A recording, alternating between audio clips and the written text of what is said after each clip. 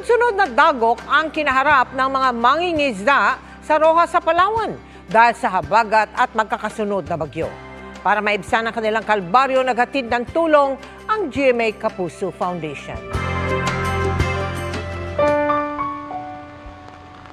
Sa Barangay 4 sa Roxas sa Palawan, may isang lugar na tinatawag na Purok Mangingisda. Ito kasi ang pangunahing kabuhayan ng mga residente doon.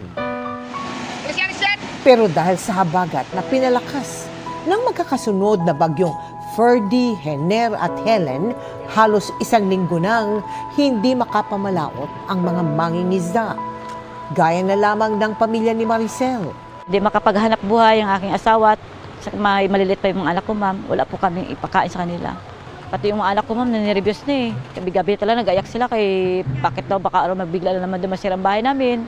Kabilang ang Barangay 4 sa pinadapa ng Super Typhoon Odette noong 2021. Kaya naman sa tuwing may bagyo, nanunumbalik ang trauma ni Vilma.